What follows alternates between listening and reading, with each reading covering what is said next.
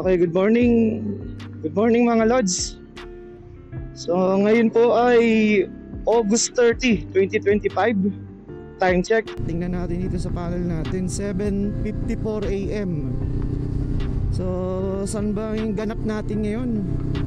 So ito po, napagtripan ko lang na magkaroon ng tinatawag na Kabinti-Kaliraya Loop.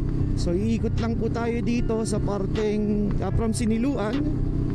Papanik tayo dito sa Kaliraya, iikot ng Kabinti, dadaan ng Pagsanghan, then back to Siniluan ho.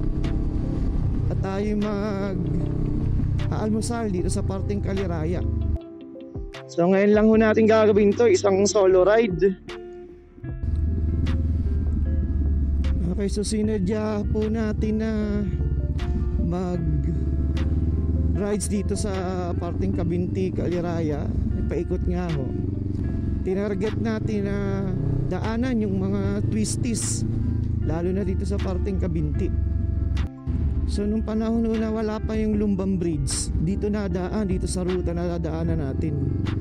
Hindi kasi makatawid ng ilog, so umiikot sila sa malayong ruta. Nadaan pa ng Kabinti-Kaliraya. Kaya napakahalaga nung Lumbang Bridge na yun, very strategic.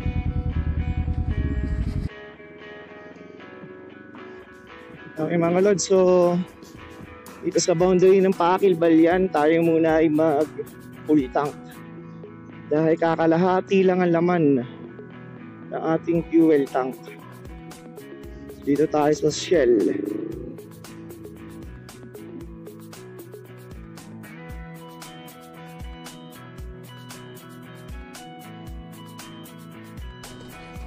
Okay, thank you.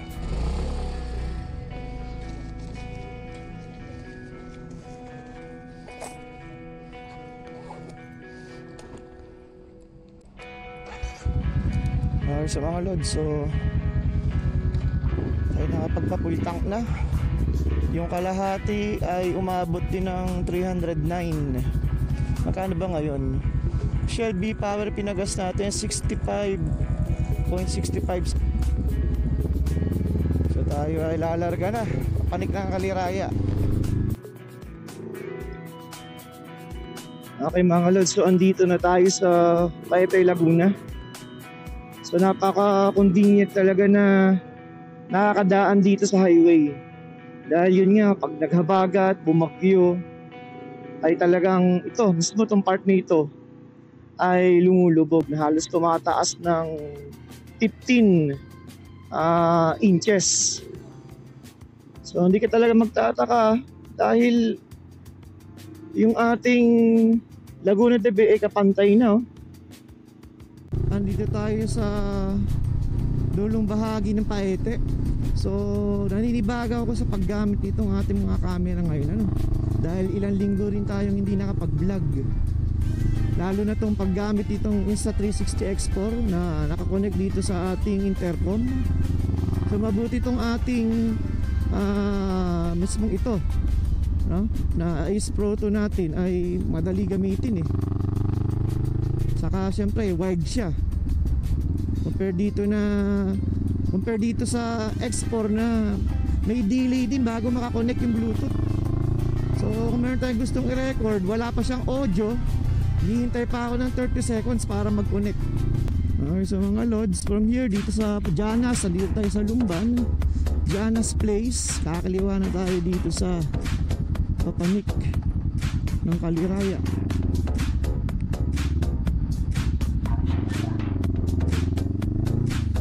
Okay, so ito na yung simula ng mga twisties natin.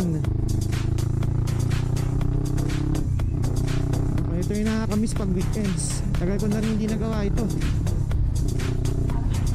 Dito naman sa ating mga kasamahan si Bob, magkakaroon kami ng long ride parating Pampanga. Siguro wala pa lang definite date kung kailan at kami pupunta. Siguro celebration na rin ng birthday ni Kuya Doc Don Principe. Malayo-layo yung Pampanga. Okay, so mga Lods, andito tayo sa parteng Kaliraya ito, pero Lumban na part. Dahil tayo ay wala pang almusal, kakain tayo dito sa parting Kaliraya Heights. Okay, dito may Alexas Kaliraya Heights. Tapos kaya ito taklo siya ngayon. Sayang. Masarap pa man din ang mga silog dito. Nakaisa panik tayo dito siguro sa Yamshi. Sa Yamshi na lang tayo mag-almusal. Okay, so here we are approaching dito sa Yamshi. Dito tayo mag-almusal.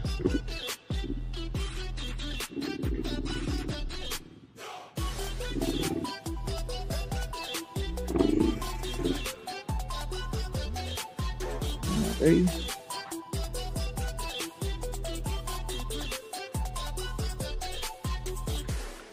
So ito tayo ngayon, nag-a-unpack ng ating gamit. Kailangan pang tanggalin ito.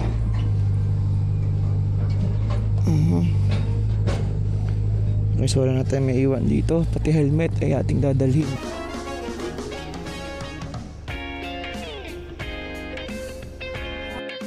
So dito mga lods yung kanilang brake pass.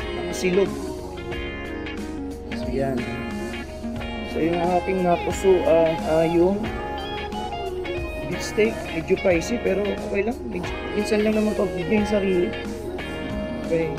And then syempre, yung ating cappuccino na kape dito. Okay ma'am, yung coffee ko po ay cappuccino na one shot lang. Yung napapalpitate ang puso pag 2 shot eh. Okay. And then yung ating beef steak Manileña. Yun lang po ma'am. Thank you. Okay, so mga lods, matatanaw natin dito ang Laguna de Bay. So dito pa tayo sa Fountain Lumban, pero alam ko tinatawag na rin itong Kaliraya. So isang umaga na magbe-breakfast ka sa ganitong lugar. Then nakikita mo yung ganitong nature view. So kung patanggal ng stress galing doon sa ating trabaho na isang linggo, pag may ganito ka tuwing weekends ay talagang pa-power up ka, ma-recharge ka para sa paghahanda na naman sa Lunes. Okay, so yung location itong Yamshi mga lods, dito nga sa Lumban, papalit ng Kaliraya Lake. So from here dito sa kalsada nito, nandiyan yung parking nila, may makikapihan, yung bandang ulo na yun, gitna. Then makikita naman natin yung view nga ng Laguna Lake.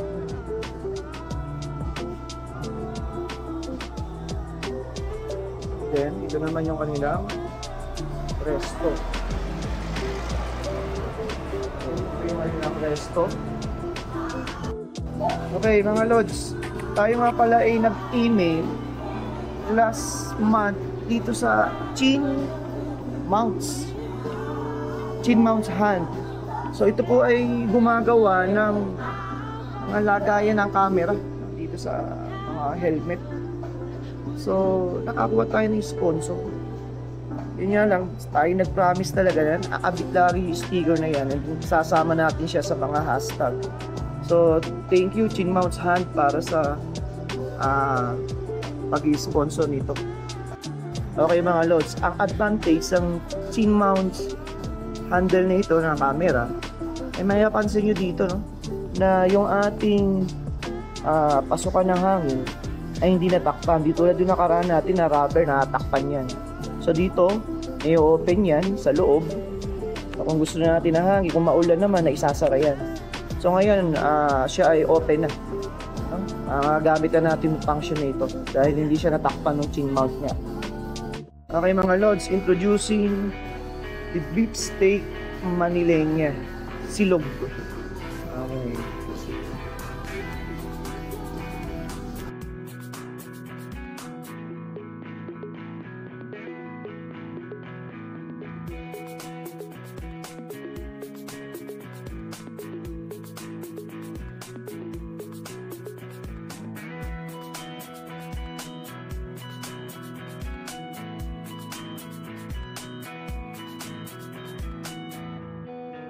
Okay mga lods, time check 9:20 AM tayo nakapag-almusal na dito sa Yamshi.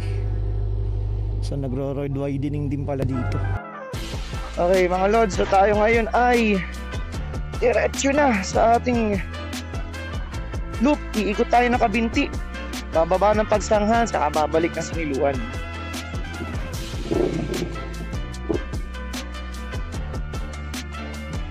Okay, so tayo ay nakapag-research na, busog na.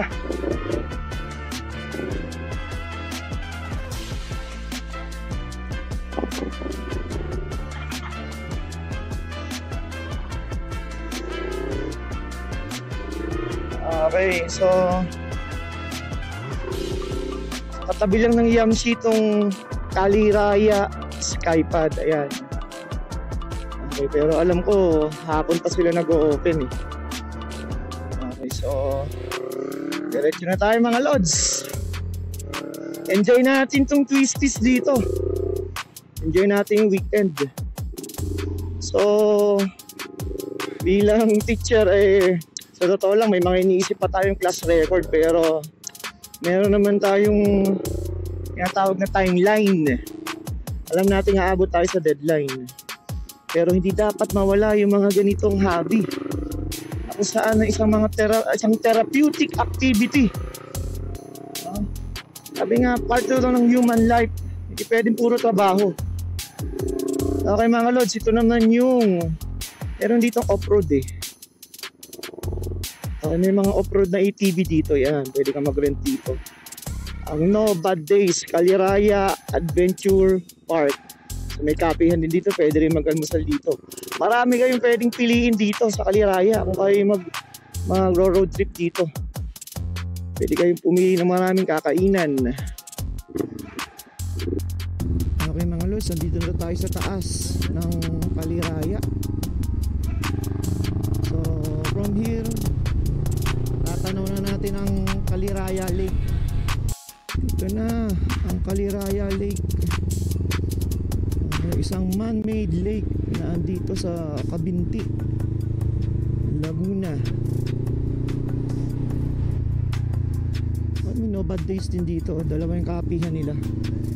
Sa tuwing gabi maraming tao dito. Okay mga lords, so isa sa mga advantage ng solo ride ay pwede kang tumigil sa mga spot na gusto mong tigilan. Okay, so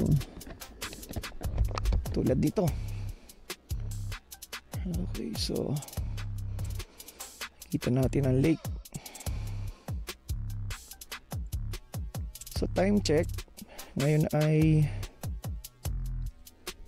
9:32 AM. So from here, kung tayo iikot dito sa parteng Kabinti, bababa ng Pagsanghan, siguro makakauwi tayo around 11 o'clock. So sa bahay din tayo magla-lunch. Okay, so mga lods, doon sa nakaraang vlog ko nga pala, no, tayo nagpalit ng tambucho at pinababa siya. Okay, so mas komportable na ngayon, no, na tayo mag long ride. Makapaglalagay na tayo ng bag dito. Mga lods, so from here, lampasan na natin tong Kaliraya Lake. Atin ang papasukin tong mismong Kabinti, ang tinatawag na glamping capital. Hindi ko lang alam kung or over the Philippines. Oh, mga lods, ito nga pala yung na-memes ko na. Halos 5 years na yata naka-close ito. Ang Japanese Garden. Dati ang dami nagpipiknik dyan, pero ito nga, nagsarado na siya. Okay, so tong surf camp na to, diyan kami nag-camp dati, kaming mag-anak. So Taloongan West Elementary School. So merong community dito, ano? So from Lumban, Laguna, ito yung unang community dito sa Kabinti, Laguna. So lahat to ng mga camping site, glamping site ay dito lang sumasanga sa main road na ito. Marami pwedeng pagpilian.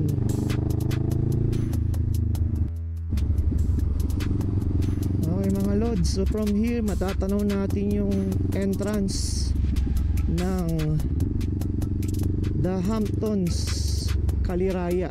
So alam ko dyan magaganap yung aming incoming GAD activity by November.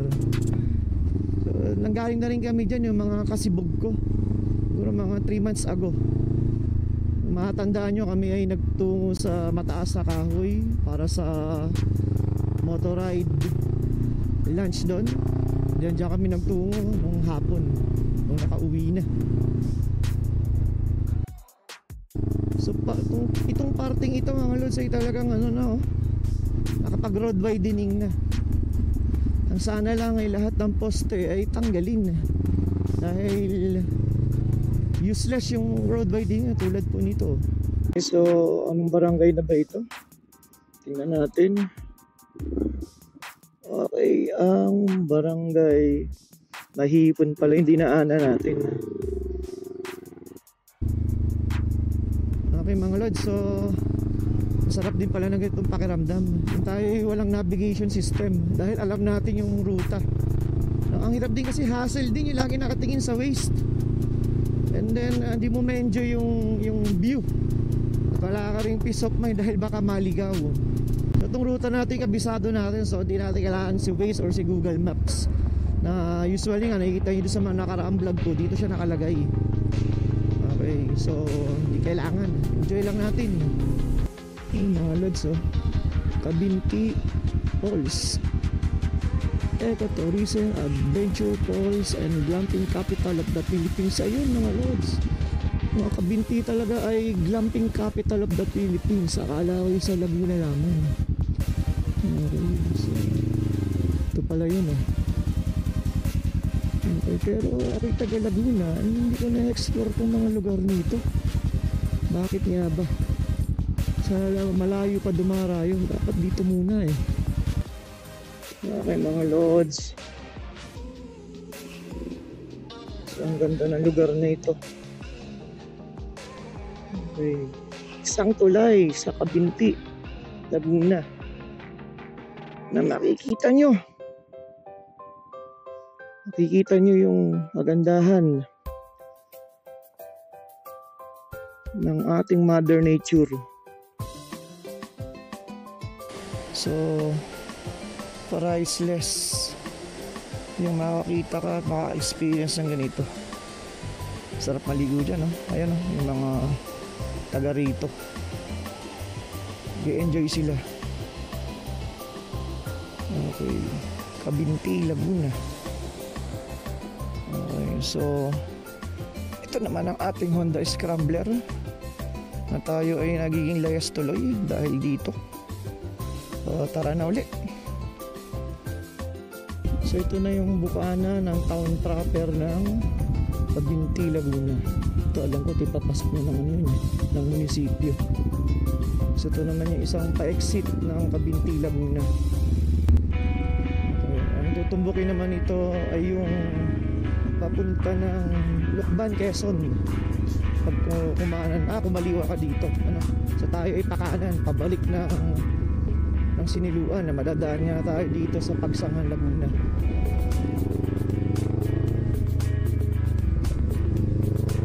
Okay, so ito yun. Okay.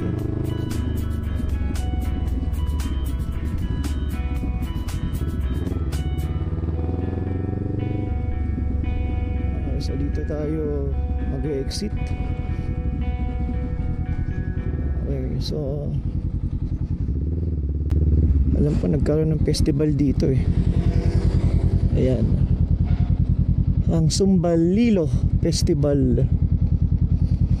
Okay, so tayo ay hindi nakakaliwa, malalay papuntang Quezon yan. Dito tayo balik ng Laguna, Siniluan, Laguna. Okay, time check mga lods sa ating panel, 9:50 AM. Okay mga lods, oh, ang ganda ng kalsada dito. May spalto na yung talagang pagkaka-road widening niya, isang buo na. So ito yung kalsada between Cabinti, Laguna and Pagsangan, Laguna. Sana naman ito hanggang Lucena, no? Well, speaking of DPWH, buong Pilipinas ngayon, hashtag DPWH, hashtag contractors, and hashtag flood control projects ang Republika ng Pilipinas. Bawal.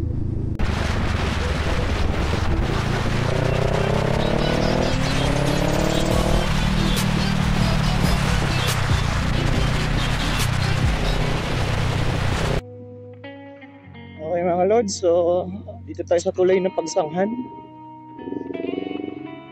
Matatanaw natin ang simbahang Katoliko ng Pagsanghan dito sa kanya, sa right side, at ito naman yung munisipyo ng Pagsanghan.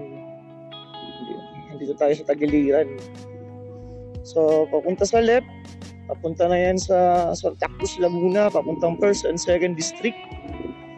Straight naman tayo. Siyempre, tayo sa 4th District. Okay mga lods, so andito tayo sa Lumban, Laguna. So from here, nakikita natin yung Papanikuli ng Kaliraya. So dito tayo nagdaan kanina. Sa Papanikyo ng Kaliraya. Ako mga lods, ito na nga. Biglang dumilim ang paligid. Medyo maambon. Mapapansin nyo rin dito sa ating fuel gauge na hindi nabawasan.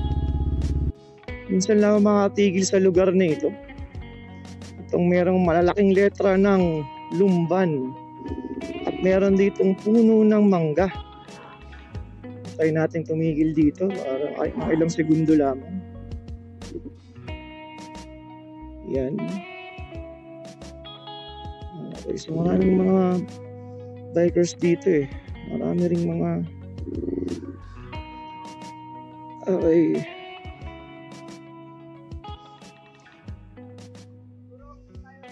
Okay, tingnan natin lugar na ito. Bago wala akong nag-stop over dito. Taga rito lang tayo pero kailan tayo nakatigil dito. So halos malapit na rin dito yung malaking tubo ng Kaliraya Lake. Okay, so marami talagang magpapahinga sa lugar na to dahil sa punong ito. 2 puno ng mangga dito sa hydro plant road na ito ng Lumban. Okay, so saglit lang tayo. At ito naman po yung mga letra ng Lumban na makikita natin dito. Entrada ng Lumban, Laguna.